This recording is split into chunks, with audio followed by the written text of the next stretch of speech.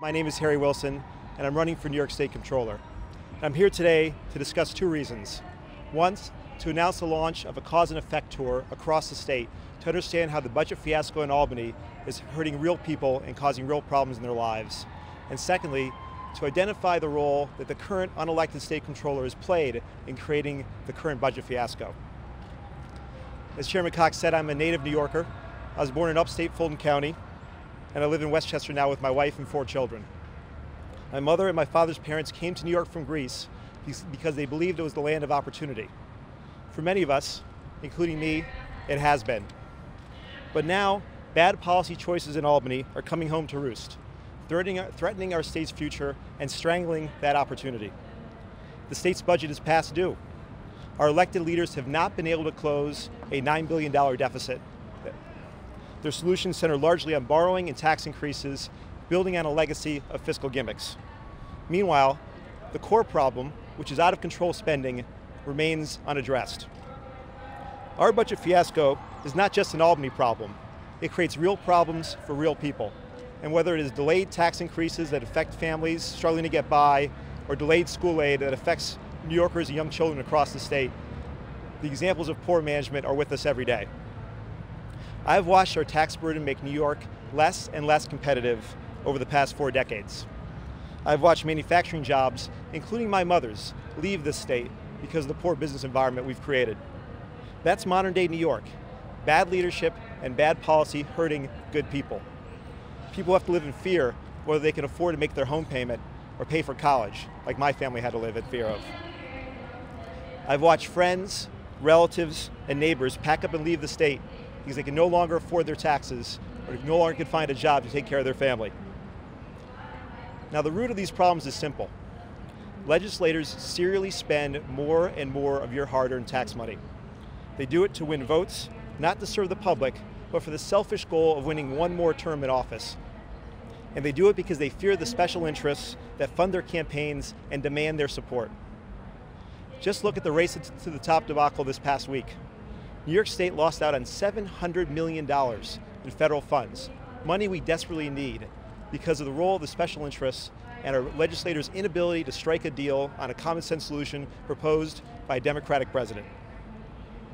But that is what legislators do. They spend and they spend. But the genius of our democratic system is that we have a series of checks and balances on these excesses.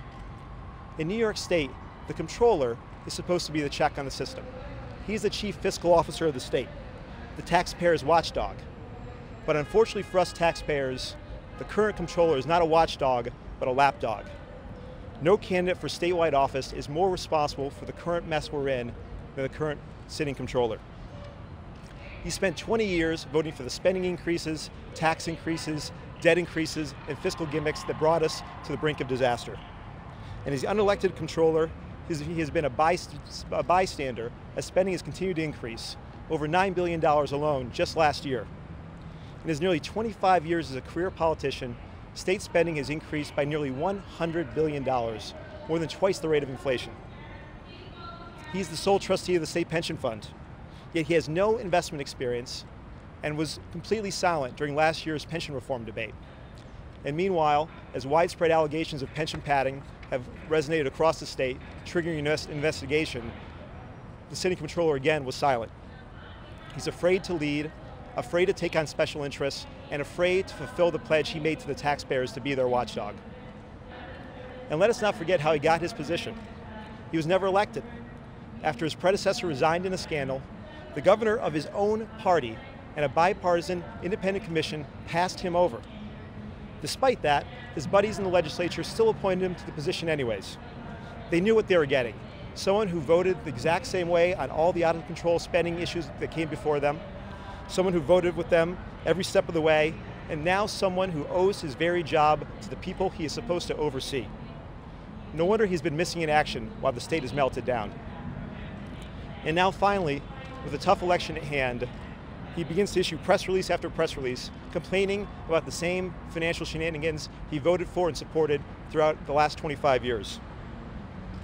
Does he really expect us to forget his track record? Does he think we're that stupid? When I'm elected in November, I intend to transform the Comptroller's office into what it should be, a check on the legislative process, on excess spending, and the leading voice for fiscal reform in a state that is in desperate need of it. I will use the constitutional powers of that office to audit the entire state program, state budget, identifying programs that don't work, that don't fulfill the goals they are intended to, that purely waste taxpayers' money, and they're a drain on the system. I will not sit in my office and issue press releases like the current controller does. That is not leadership. Leadership is identifying the problem, which is out of control spending, and using every power at your disposal and every skill set you have, built over, in case of my career, a career in business, to attack that problem. Now, any elected official, Democrat or Republican, who shares this zeal for protecting the taxpayer will be an ally of mine. And any elected official, Democrat or Republican, who believes the opposite, who believes the taxpayers' money should be used as their own to dole out promises to special interests, I will be a thorn in their side. But first I want to engage a much broader cross-section of the state. I want to come out to the people, to the media, to the folks in Albany, and explain why our budget fiasco is not an abstraction, why it causes real problems for real people. So in the weeks to come, I will travel the state and speak with a broad cross-section of our fellow New Yorkers. My Cause and Effect tour will bring me to towns, villages, and cities across the state and culminate in Johnstown, New York, where I was born and raised. We'll be in Buffalo, the Southern Tier, the Capital Region, Long Island, New York City, Westchester, across the entire state. I will meet with people and encourage them to send their stories to me on my website at wilsonfornewyork.com. And when I talk about these problems with fellow New Yorkers, I will also tell them this. As bad as things are now, if we get the right leaders in place, we can turn things around. Our current state of decline is not inevitable. It is a product of a series of bad choices made by bad leaders. We can turn things around if bold new leaders come in and reverse those choices and govern in the best long-term interests of the people. We can create an environment where businesses and jobs relocate to New York once again, to grow our tax base, to create opportunity for young New Yorkers, and to really rebuild the Empire State. I believe I have a unique perspective on our state's problems. As an upstate kid who lived through job losses, both in my own home and in my town, I understand the impact that bad policy choices make on our state. And as a self-made businessman and restructuring expert, I have seen problems just as daunting and fixed them through hard work, identifying the problems, and unwillingness to back down when the going got tough. I'll talk about my work on the President's task force to restructure General Motors and the many lessons I feel that offers New York State. And I'll talk about how if we make those tough choices now, we'll be able to avoid a lot more pain later and get our state back on track. And finally, as the campaign goes on, I will pose a stark choice to my fellow New Yorkers. If you are happy with how Albany works, if you think we have our fiscal house in order, then by all means, please vote for my opponent.